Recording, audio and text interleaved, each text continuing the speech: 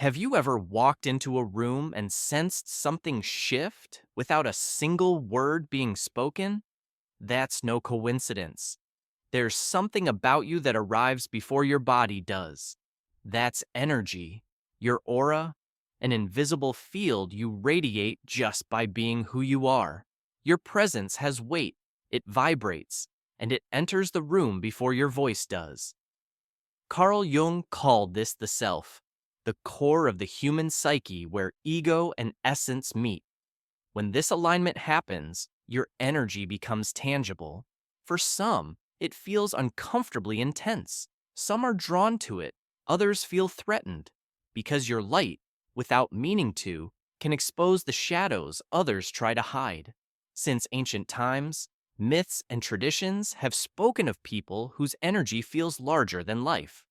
The shaman, who enters a village and shifts the mood. The calm figure who diffuses tension just by being there. Or that person who walks in, and for a moment, the room falls silent, as if time paused. What do they all have in common? An inner coherence that vibrates outward, a living energy that stirs the space around them, an aura that doesn't hide. And in this video, we'll explore 7 signs. Your aura is so powerful, it might unsettle people. Stay until the end. Because beyond recognizing these signs, you'll start to see your own power and realize that what makes you different isn't a flaw, it's what makes you magnetic. Don't forget to subscribe if you haven't already. Sign number 1. Your presence is striking. Without explanation. Some people fade fast, others linger long after they've left, even if they barely spoke. It's not about what you say, it's what people feel. They'll say, "There's something about you," and that something is the quiet density of your energy, the alignment between who you are inside and what you radiate out. Your body arrives later. Your psyche was already there. Jung said the psyche transcends the body. We're more than flesh and thought. We're presence. And that presence is shaped by everything we've lived, everything we've integrated, and the truths we stand for. The more authentic someone becomes, the more refined their energy, and the more unforgettable they are without even trying. It's a quiet force, undeniable, like a scent no one sees, but everyone notices. And somehow, it stirs memories, triggers emotions, disturbs, or soothes. The mark you leave? It's a reflection of your inner consistency. And consistency isn't rigidity, it's alignment between what you think, feel, and do. That creates a unique energetic signature, a frequency that doesn't fade. Don't try to explain yourself. Don't hold back. You weren't meant to go unnoticed. People with this presence often feel out of place because your energy arrives first and people react, sometimes with resistance, projections, or fascination. They won't always see you clearly, and that leads to sign number 2. People feel expanded or threatened around you. Your presence isn't neutral. It activates, amplifies, provokes, because your energy touches what's hidden, sometimes locked away, in others.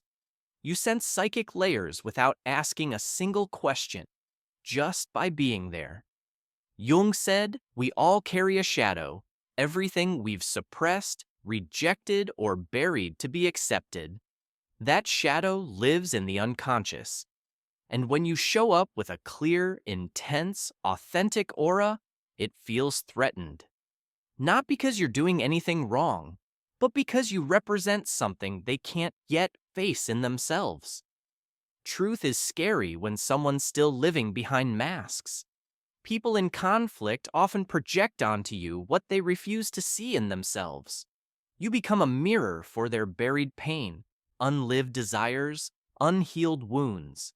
That can spark sudden dislike, irritation, even hostility, with no logical reason. But there's another side. Because your energy is expansive, it can also be a key for those who are ready. Your presence becomes a portal, They feel bigger around you, stronger, more alive, like they've found something they didn't know they were searching for. You're often a catalyst, a living reminder that there's more awareness, more wholeness, more truth. Not everyone is ready for that. Some will run, others will lean in. That's how your aura works. It expands the field around it, and everyone reacts based on what they carry inside. Some people walk in and make the world feel bigger.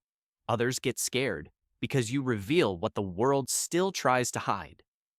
Sign number 3. Animals, children, and nature recognize you. The aura, your energetic field, has a deep link to the instinctive world. Animals don't read words, they read energy. They sense nervousness beneath a smile, fear behind calm, peace in silence. When your aura is clear and centered, animals trust you. They approach, they feel safe. That's instinct, an awareness beyond logic. Children, too. Before they understand words, they sense the energy behind your eyes, your voice, your presence. An unbalanced aura makes them restless. A grounded one calms them instantly. Nature responds the same way. Because animals, children, and nature speak the language of vibration. They recognize truth when they feel it. Sign number 4. You feel energized in solitude, but drain quickly in crowds. Your aura doesn't just respond to energy, it processes it deeply. That's why crowded rooms leave you exhausted, while solitude feels like coming home. It's not antisocial, it's energetic hygiene. You absorb vibrations like a sponge, voices, emotions, even unspoken tensions. What others brush off lingers in your field, heavy as static. But alone, you recharge, your energy resets, the world makes sense again. Jung called this introverted intuition, a sensitivity to the unseen layers of reality. Crowds scatter your focus. Silence sharpens it. That's why you crave depth over small talk, quiet corners over center stage. Your aura isn't weak, it's selective. It refuses to waste itself on what doesn't align. So you retreat, not to hide, but to preserve your light. Because you know, the strongest flames aren't meant to burn everywhere, just where it matters. Sign number 5. You intimidate without trying. You walk in with calm eyes, a peaceful heart, no intention to dominate. Yet defenses rise, postures stiffen, smiles feel forced. It's not what you do, it's what you represent. Jung's concept of the persona, the social mask we wear, explains this. The more someone is trapped in their mask, the more fragile it becomes around authenticity. Your silence feels like judgment. Your clarity seems like rigidity. Because those who haven't embraced their own light often see yours as a threat. You don't need to shrink to make others comfortable. Some will be inspired by your quiet strength. Others will react.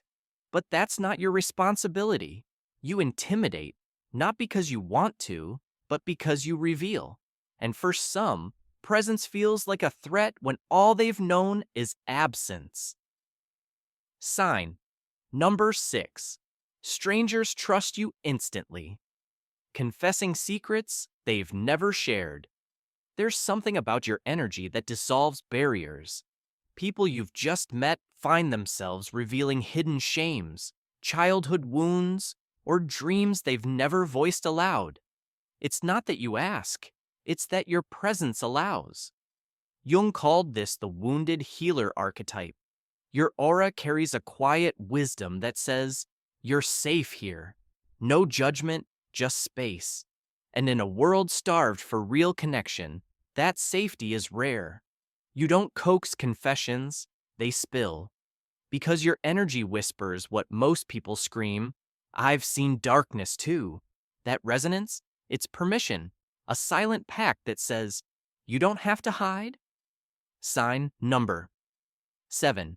You sense the unspoken history of places. And people walk into an old building, and your skin prickles with echoes. Meet someone new, and you know their energy before they speak. It's not psychic guessing. It's your aura reading the residue of what's been left behind. Jung describes spaces as holding psychic imprints, layers of emotion absorbed into walls, objects, even land. Your energy field tunes into these frequencies like a tuning fork. A happy home feels suffocating if it hides repression. A neutral stranger sets off alarms your logic can't explain. You don't just observe, you vibrate with the truth of things. Final thought. Your aura isn't about ego, it's about alignment.